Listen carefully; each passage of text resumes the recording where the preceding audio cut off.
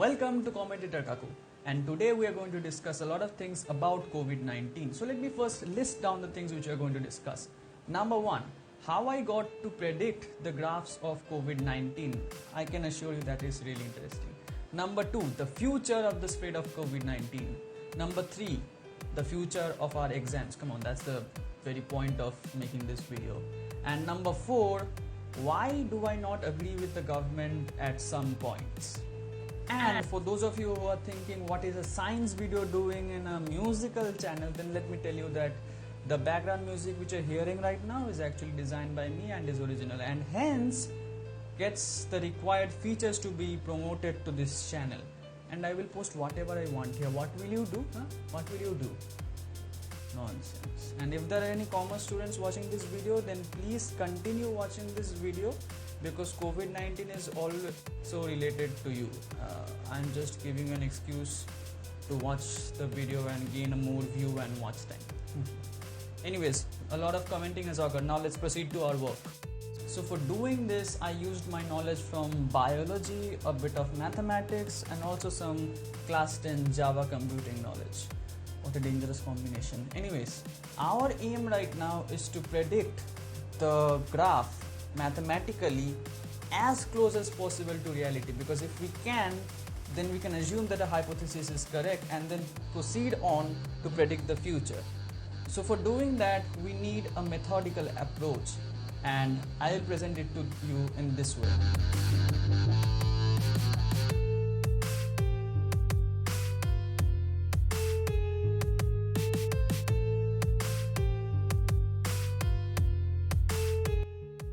Self-generating values would lead to lower human interaction, which means that there is a lower probability of the values being biased and seeing that if your mathematical model is really correct or not.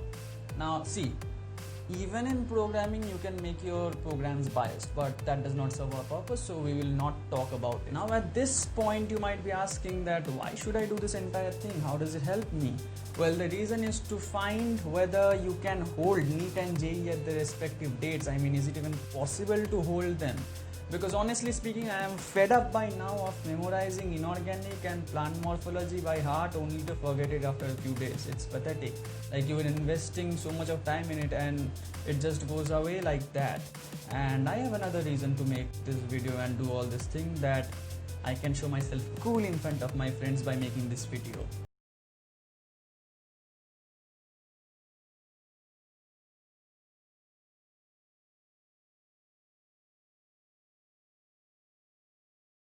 To our first step, which is to understand the biology of the spread. Now most of you know about this, and you don't need to know about this in much detail, like what the virus does inside the cell, not these things.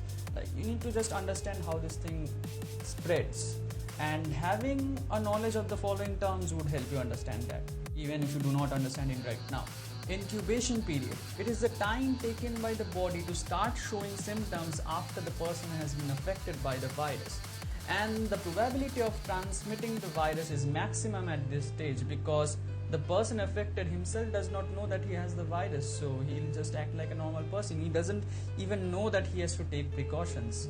And so I will call them hidden cases in my program, because these cases remain hidden to our normal eye. And I think calling them asymptomatic cases would be a bit wrong, because it is more like pre-symptomatic cases, because they still do not start showing symptoms and they are not supposed to. So yeah, this is incubation period. R value. It is the kind of potential of a person to infect more people. Like, suppose if I am one person, the number of people I can affect. It is more kind of a potential, and why I am saying potential is that just because you have potential, that does not mean that you can use it entirely.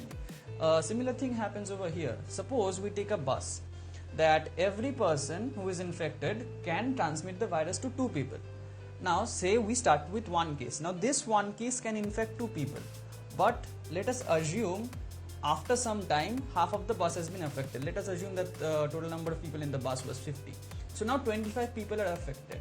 Now think it like this: 25 people are affected, and you cannot affect the people who have already been affected, right? But the people who are affected can affect the people who are non-affected, right? But imagine the person who is surrounded entirely by say 5 to 8 people, affected people. The affected person is surrounded by 5 to 8 affected people, which means this affected person cannot infect other people. So there you see the potential of the person gets decreased, where the person could have infected 2 people, now he cannot infect no one. So the person who would be able to infect would be the people who would be present on the periphery of say the radiating wave of disease contamination. So do you understand, like it's the potential of the person, but just because you have the potential, that does not mean that you would be able to infect it, because the person you're trying to infect might already be infected. So yeah, that's the thing. And actually speaking, what I am saying that the potential is actually the R naught value, the R value at the very beginning stages, suppose at the first day of contamination or the first positive reported case, the R value at that time, that is the R naught, and that is the actual potential. And with time, R changes due to a lot of other factors, such as how aware you are, how much interaction you have with people, and things like this. How many people are already affected, how many people can be affected, how many people have been cured, and things like this. So this is all about R value. Logistic growth curve. Refer to NCERT class 12 section 13.2.2 for it. Everything I'm going to explain on what. And you have a beautiful equation over there. If you have enough time, go on to integrate it and then put it in Desmos to see if your prediction is correct. Play with the values. I can guarantee that you are going to get a lot of satisfaction. Bliss, satisfaction. Anyways, you have enough biological knowledge by now. Oh yes, spoiler alert. The thing which we would be dealing with is not exactly a logistic growth curve. It is close, it resembles it, but it is not exactly it. So yes, you have enough biology knowledge by now.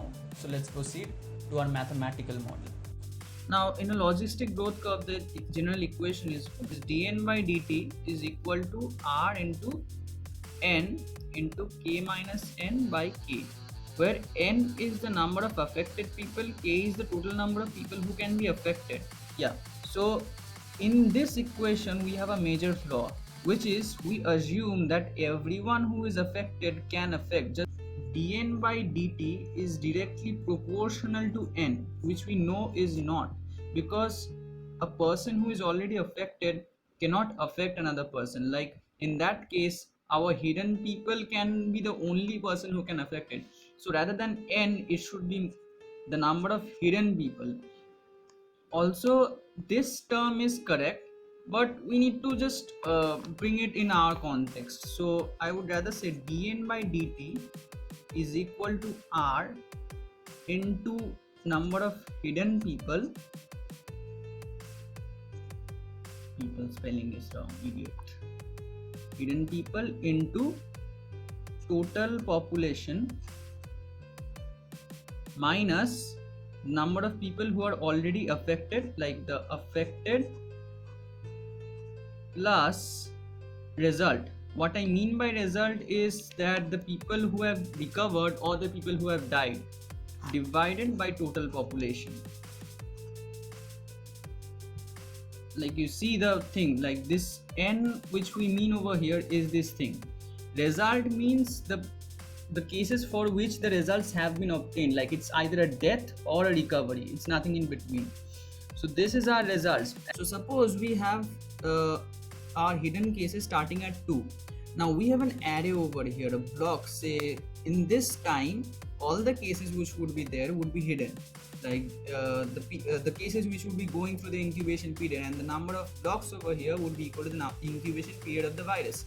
And the active cases here are the cases which we call as positive active cases inside the hospital right now. In the program I refer to that as HOSPAC as an array, and the number of boxes here is equal to the time which people spend inside a hospital. It's the average time, and it generally comes out around 12 to 14 days. Like I will tell you how. It comes from the graph. You can see that the recovery cases graph and the positive cases graph almost match up, and you can just subtract the days from there to find out what is the average time inside hospitals. Coming back to our calculation over here, how this thing is proceeding. This hidden cases, this case has the potential to infect other people. So the cases which would be added would be, say, suppose we have 3 over here. So let us assume for the timing that we have 2 over here. First case should not be infecting directly, right? There should be a time gap. So we'll assume that this case has the potential to infect. So this hidden cases undergoes this fancy equation which we had over here. This fancy equation, this case undergoes, like, we put in hidden value 2 over here, total population, we put in the value affected is 0, result is 0 right now. Put in the total population value, so you see that this thing cancels out and leaves 1. Plug in that fancy equation and we get, suppose, a value x over here. What will happen the next day is that this 2 shifts over here, this 2 shifts over here, and this x comes here. So what happens after that is that this 2 infects more people, like this 2 gets that fancy equation and say creates a value y, while this value comes in as x, and the next day what will happen is that this will move a bit further, and like this continues to proceed like this. Now what will happen is that say this 2 reaches this place at some point. Now see one thing, that we are assuming that these cases do not affect people at all. Like, this is a average kind of a thing, because like this person can infect, cannot infect, this person can infect, cannot infect. So like I am assuming that the highest priority is over here, and that is a big assumption. But if you see the graph, you will understand that this assumption is not that bad an assumption, and it is really working really good. And also, if you see the program, for the initial cases, I have assumed that this case is transmitting rather than this, which is contradictory to our assumption, but like just for getting the program running, because initially I had 2 0 over here, right? We can plug in the initial value, so we had 2 0, and now if we're assuming that we have the new number of cases which is r into this value, then we have r into 0, which means that we would be basically getting 0 over here, which we know is not happening, and this would be continuing for every event day after that. So just for removing that possibility, I have assumed that for the first few days this would be going as 2. Hey, you inside, get out of this camera right now. Yeah, just for this purpose we have assumed just for the first few days. After that we have gone back to this 2-day lag thing. Okay, so after this 2 completes this incubation period, after these 2 people complete their incubation period, then it goes to number of active cases. Now these active cases are not capable of infecting more people, as we have discussed earlier. This simply moves along. So I don't think that looking at the active cases is really a good measure of understanding how the disease is spreading, because it's a general tendency to look at the number of active cases, look at the number of daily cases, look at the number of positive cases. It's not a really good way, because what we are seeing is actually a 5-day lag. Rather we should say that when we are looking at the number of positive cases today, we're actually seeing something which has happened 5 days earlier. So we should be planning our methods according to that, rather than thinking that it has happened today. It has actually happened 5 days earlier, and what is happening today is actually much worse. So we should be preparing according to that. And a lot of gyan. So now let's proceed to this thing. So the number of so the active cases sit in this array, and this keeps on proceeding with the days as like this. So like this value comes over here, this value comes over here, this value goes over here, and after this completes its active time, the time inside the hospital, it gets out as either it has recovered or it is dead.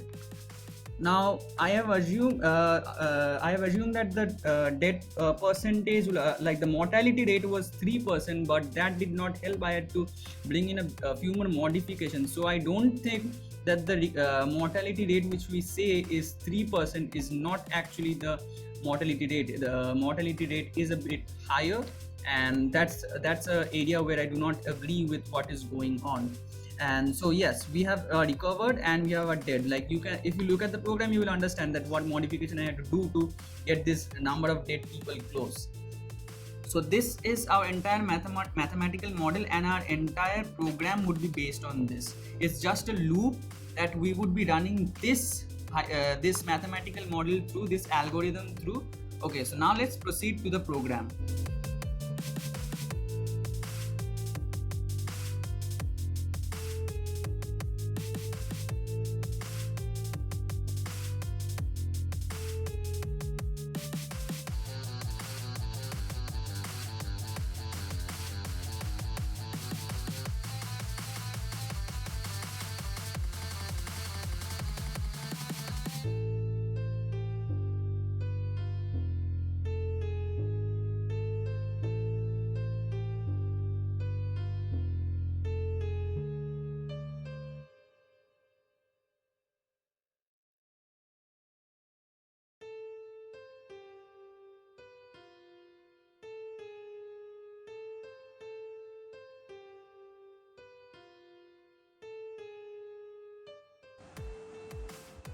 Okay, so let's proceed to seeing our program function, and that gives a different level of satisfaction.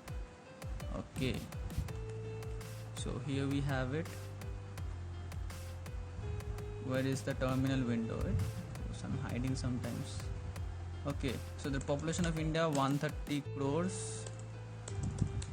Population susceptible 13.2. I'll put in. Number of cases to start with 2. Growth factor I'll put in as 1.09. I think that's more favorable. Incubation period 7. Number of days in hospital 14. And wow, it is just beautiful to see it functioning. And if you see over here, the titles are gone just haywire, so I'll control all, control C, and I'll paste that in an Excel file which I've already opened over here. Done. Okay, so here you see one thing, that this is a positive daily cases, right? This is a positive daily cases which happen, which we are all afraid of, and this is even more a thing to ponder on. The daily the total active cases which we have, total positive cases which we have, and if you notice something, this keeps on increasing and then suddenly decreases. So what I predict is that the highest number of active cases which we could be having is around 30,000, 31,000. 32,000 goes at max. I cannot see any bigger figure over here. After that the thing starts decreasing over here. Did you see? And after some time this becomes 0 also, and it becomes 3. It starts up, the 0 day arrives at some 345 days after the thing initially started. Well, we'll have more analysis of this thing in the next section of this video, but this was just to show you that the program functions.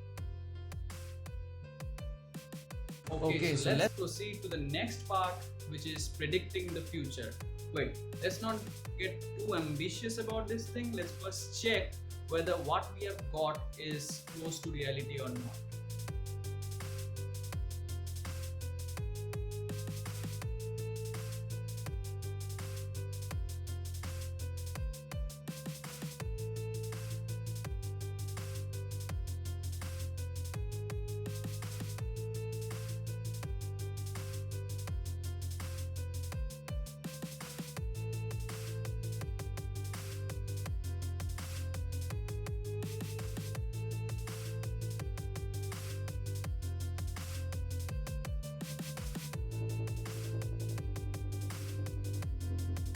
So we can assume that our logic is not that flawed and there is a lot of power in our hypothesis, and so we will proceed to explain whether we can hold NEET and JEE at the respective dates.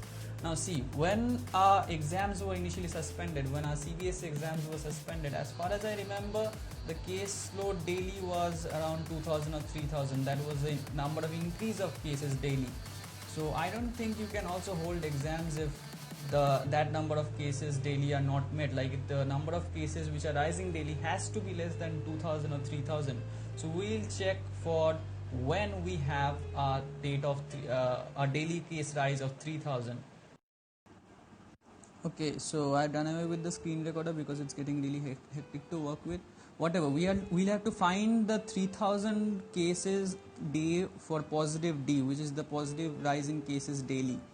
Okay, so before that, I think we must remember something, that when a CBSE exams got suspended, it was around 30th March as far as I remember. I don't remember the exact date, but it was around it.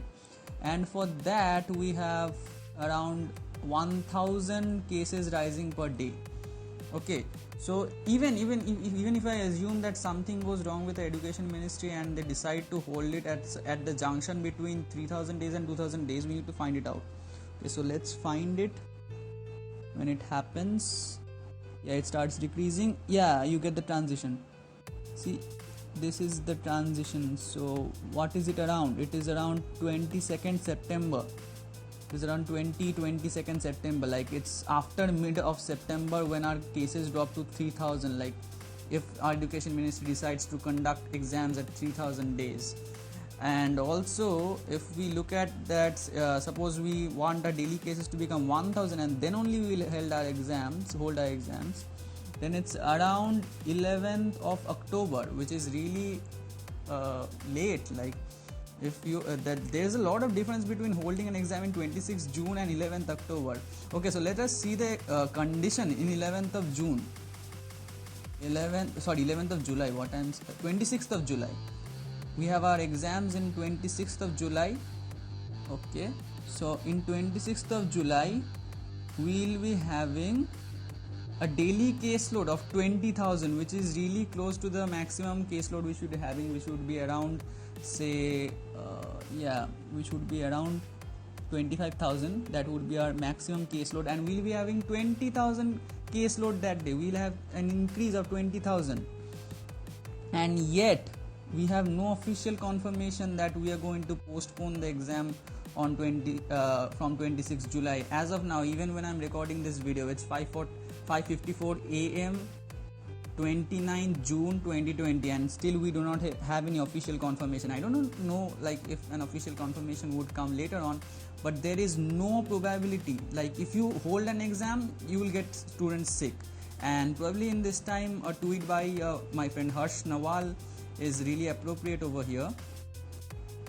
So finally, after a lot of trial and error, I have been able to get a case where the number of days it takes for the positive daily cases to drop to 3,000 would be lower than the previous cases, and that is only due to the fact that the growth factor has been increased from 1.08 to 1.2. Like for the things to happen much faster, you have to increase the growth factor. This is the point. This is around 3,000 cases, and we have 1,000 cases just 5 days after that. So we'll be going left to see the date for it, and there's a lot in a way. Yes, it's 3rd of August.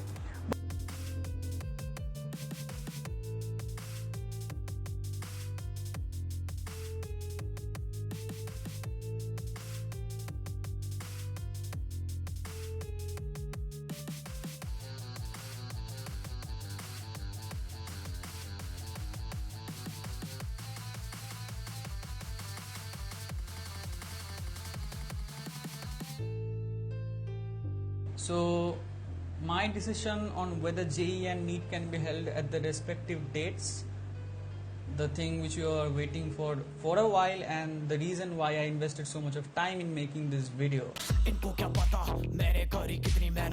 And just because I invested so much of time in making this video, I think this deserves a share. So do share it with your friends in stories, statuses and DMs. I think it's better to share in DMs because no one really clicks on your status and stories, because I know the tap rate on your status and story is even lower than my probability of cracking NEET this year. So what is my final verdict on NEET JEE? The thing is, you cannot hold them without infecting a fairly large amount of people. Like, have you ever seen the huge congregation which occurs at the gates of schools when exams get over? Is the same thing which is going to happen when you would be conducting JEE Mains or NEET. Just look at the mass which happens in front of TCS every time JEE Mains happen.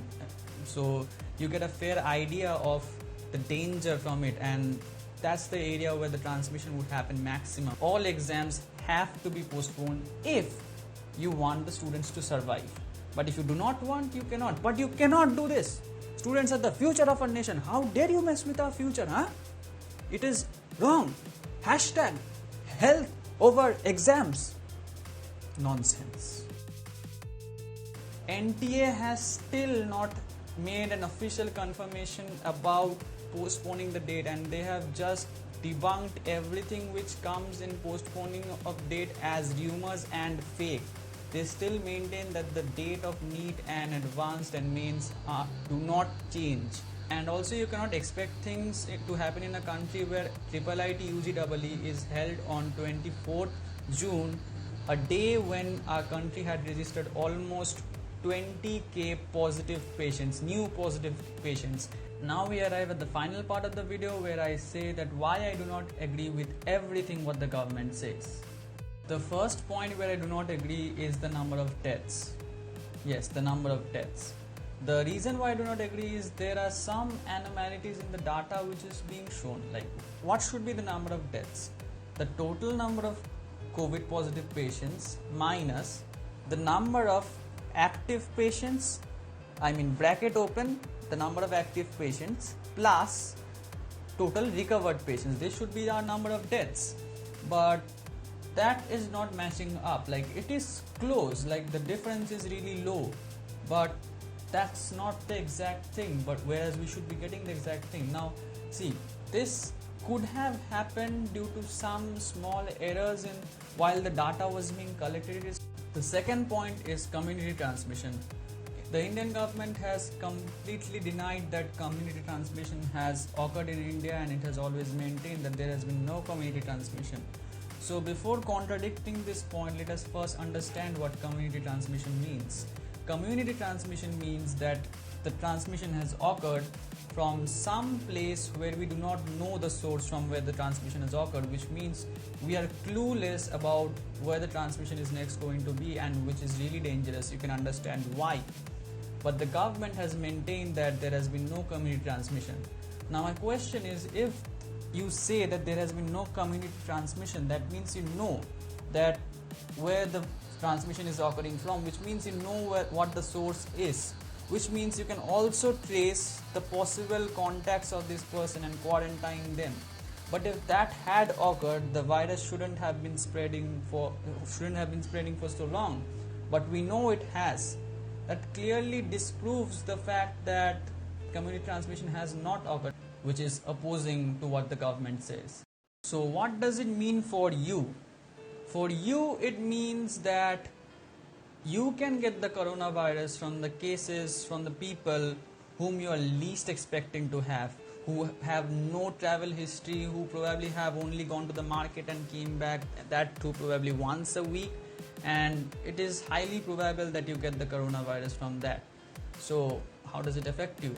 It affects you in the way that the selfies you are taking outside with your friends, the meetups which you suddenly started after the lockdown was lifted, you can be responsible for transmitting the coronavirus. Now see, if you catch the coronavirus from a friend who was really not supposed to be catching the virus, but you know that he or she can now be having the virus, as community transmission has a high probability of having occurred. So there is a high probability that you might also have catched the virus after you have gone for the meetup or you have taken that selfie together. So which means that you can now be affected.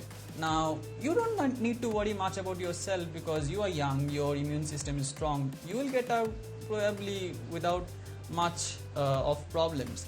But the problem starts when this virus transmits to your parents or probably even grandparents if you have in your house, and they probably won't be able to battle this. And trust me, 2020 is not the year you want to lose someone whom you love. So yeah, that's going to be a nightmare for you. Okay, if you do not get this thing correctly, let me make this more emotional for you. Let me imagine that you have the coronavirus but you do not know about it because its incubation period is around 7 days, so you wouldn't be knowing about it soon enough, but you can transmit it, you can spread it to other people. So you went with this coronavirus to meet your friend, and as a result your friend got coronavirus, and as a result someone in your friend's family died whom you knew closely. Now, would you like to hold yourself responsible for the death of a family member of your friend, and you know that you were the only reason which led to the death? So would you like to hold yourself responsible in that place? If you do not, then stop this meetup, stop this going out, stop this meeting at chai stall. You can leave this for right now. See, the lockdown was lifted for economic reasons, not because you were feeling bored in your house. There were people who could not eat, there were people who were losing their jobs. It was just to save them, it was just to tackle the two-pronged attack of economy and COVID-19. It was not to satisfy your urge for meeting your friends. So it would be better if you stay inside your home and help the doctors, the health workers who are fighting the disease right now. See, think it in this way, that Corona is our enemy and we have a huge army. Now our army is divided into two parts. A smaller part which is much more specialized, which has the, say, our artillery of knowledge, experience, tools, and these are our health workers. And there exists a much larger part which is much more stronger and can bring a much bigger effect, but they are directly not on the front line, but our doctors, our health workers are on the front line. We are just at the back, but we can venture into enemy territory. What I mean is that we can also invite coronavirus to our home, but we are the bigger army. Yes, you who is watching this video, me who is making this video for such a long time, who has invested a lot of hours, worked through the night to make this video. Yes, we are in it together and we can bring the change. It is we who can prevent the virus from spreading. Just imagine that case, the R value which we talked of. If the hidden cases do not find anyone to transmit to, wouldn't the R value decrease? And our aim should be to decrease the R value to such an extent that the virus cannot spread anymore. Like if we can decrease the R value to 0.5, it is fabulous. And only you, me and we can do it together. But if you decide to go on with your friends out for a walk, if you decide to meet your friends for a chai, that won't work. You are a part of this system. You are just not a small discrete external part which is not going to be affected by this entire thing. Your actions affect the entire humanity, the entire society which we have. Your actions are in it. You are a part of it. So don't be the traitor in your army by bringing coronavirus inside your territory when the frontline people are working day and night to defeat it. So we need 4 things to stop this from spreading and decrease the R value drastically, because see, people have to go out, some people have to go out to get the essentials at least. So in that, if we use mask, sanitizer, gloves and social distancing, we can decrease the R value to an extent that we cannot even imagine. But there exists a problem. People who are going to the market are not wearing masks, but people who are present in TV shows on webinar, like they are conducting the show through webcams and things like that, through internet, the person giving the lecture inside house is wearing mask. Like that's really contradictory. The person outside should have been having mask. And even it is weirder when you see that people have mask and they hang it on their chins. Listen, you little piece of I cannot use slangs. Listen, you little piece of denutritionized, dehydrated kind. Your beard won't catch corona, but you will. So I think it's better for you to put the mask over your nose and mouth so that both get covered, okay? You don't want me to slang you scientifically, do you? And my parents don't support me much in making this video. They tell me to stay out of these things. Like I kind of get negative support from them. So I would want some positive support from you, and you know how the positive support works for an YouTuber. So I would like to receive that from you, and you know the rest. So as always, sorry, this is my first video. So after this, henceforth, keep commenting.